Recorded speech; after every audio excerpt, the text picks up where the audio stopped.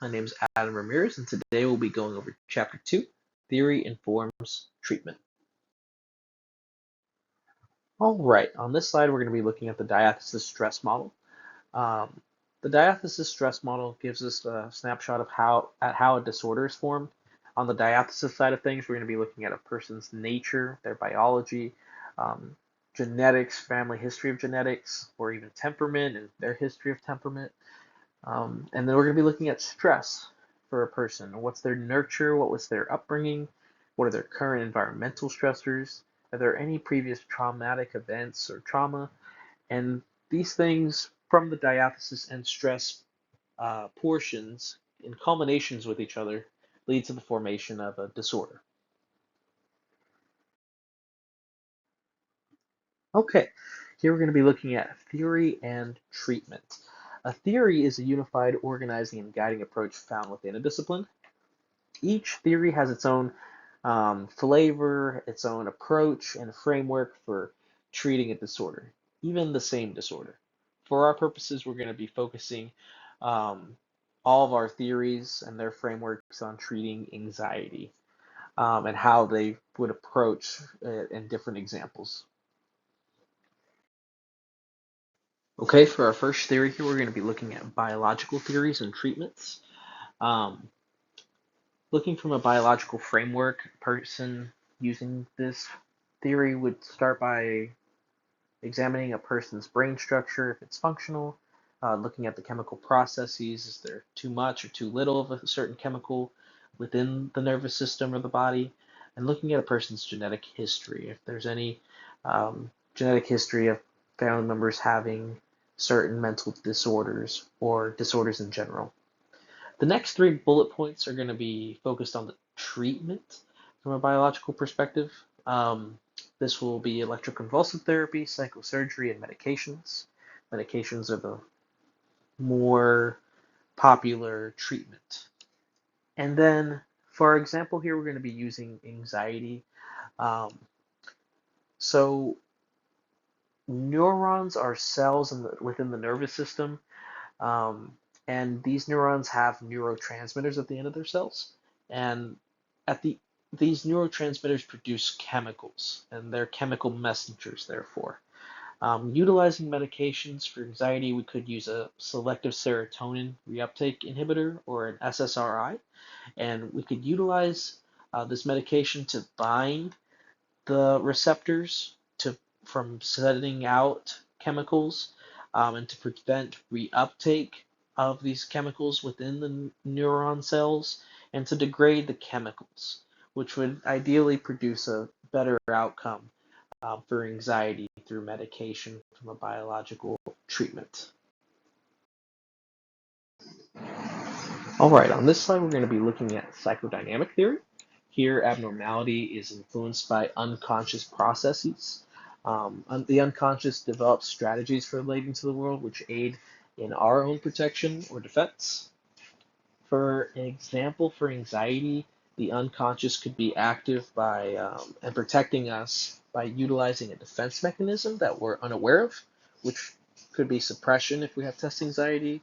Suppression is known as pushing out the awareness of an event, right? The test itself and the feelings. If we don't want to deal with it, we're just pushing it out and ignoring them. So that would be how psychodynamic would view the issue. Treatment would be bringing awareness of this issue to the client and having the client, through this awareness, gain insight and recognize what they're doing. And with that recognition, hopefully they would cease or catch themselves in the future. All right. All right, our next approach is going to be behaviorism or behavioral approaches, which is going to be largely tied to conditioning. So from this framework, you're going to be wanting to identify associations, antecedents, and consequences to behaviors.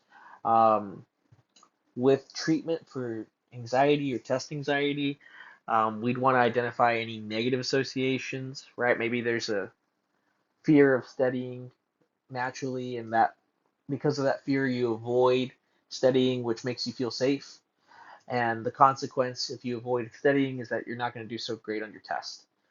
So in terms of treatment, we would want to identify these associations and consequences, communicate them with the client, but then go back and try to modify and identify positive associations with studying. So maybe, okay, if I study more, that could lead to a better outcome and consequence on my test. And that would be a treatment example for test anxiety from a behaviorism approach. Okay, here we're going to have humanistic and existential theories. For the existential, that's going to be the top bullet point, which is focusing on meaning making and positive features of humans. For this theory, that's going to be the gist of it, but for treatment, we would want to, with our example of anxiety or test anxiety, we'd want to focus on the person's meaning making. So maybe person needs good test scores and great grades to get a degree.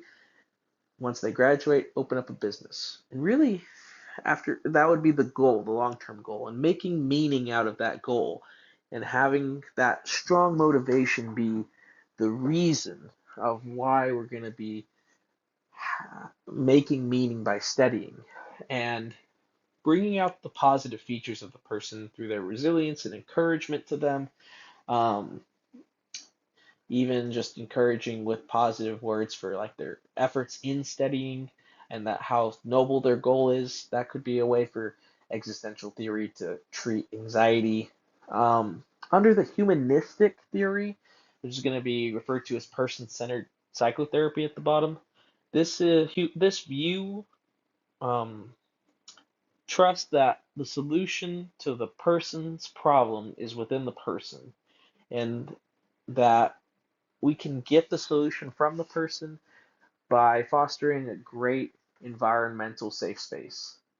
So that's where person-centered psychotherapy comes in for humanistic approach, in that you're, as a clinician or a therapist, they would try to be genuine, show unconditional positive regard and empathy to that client, so that way they have a space to talk through their problems and find their solutions. All right. On this slide, we're going to be looking at cognitive theories. Cognitive theories are composed of a schema and core beliefs. A schema is organized beliefs and experiences, and core beliefs are a cognitive therapy concept describing the deepest set of values and beliefs held by a person. For our example, um, looking at a schema, a belief or experience could be I'm a terrible test taker, right? And then thinking that for so long can lead to the core belief, the deepest value of I'm a failure. And so that would be how this framework would look at it. In terms of treatment, which would be at the bottom there, it would be identifying and challenging negative thoughts and dysfunctional belief systems. So we would want to recognize I'm a terrible test taker and I'm a failure as a result of terrible test taking, and we would want to challenge them with I'm not always a terrible test taker. If I study, I could be better, I could improve.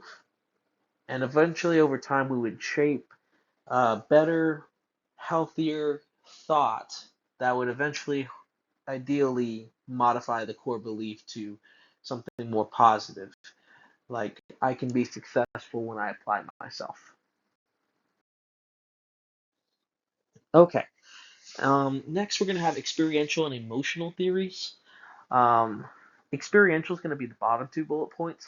So experiential theory, as the slide says, psychopathology is caused by a client's lack of homeostasis or adaptation to their surroundings, resulting in unfulfilled emotional needs. Therefore, these feelings beneficial in this exact present moment? So, under treatment with our example, once again, um, a person's inability to adapt to their surroundings will lead to negative unfulfilled emotional needs, right? And so let's say we brought someone in to talk to as a client for therapy, and they're worried about test results and test experiences, maybe negative test experiences from the past and possible potential negative test results in the future. This experiential approach would really try to utilize that last bullet point. Are these feelings beneficial in this exact present moment?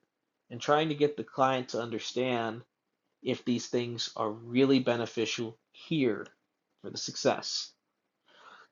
Versus EFT or emotion focused therapy on that second from the top bullet point focuses on people's ability to understand and regulate their emotions. So, with our example of test anxiety, maybe another treatment could be where are you experiencing um, negative emotions that could utilize, some help to regulate them.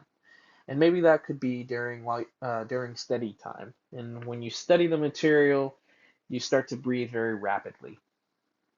EFT would focus on understanding this and trying to implement an effective strategy to regulate your emotions. So maybe some controlled breathing exercises could be implemented and attempted when this negative emotion is experienced through the high breathing during studying. On this slide, we're going to be looking at system theories and the treatments for system theories.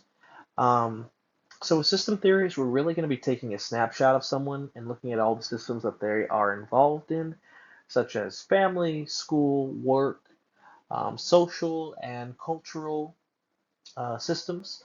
And treatment is going to come forth from individual changes that you can enact to a system. So, for example, test anxiety, maybe you have test anxiety because maybe the reality is you don't have enough time to study. And maybe the action of reducing work hours could lead to better results. And like the picture, that small change in that system of reducing your work hours on a weekly basis can lead to long-term results. All right, that's all I've got. Thank you for your time. As always, if there are any questions, feel free to contact me by email.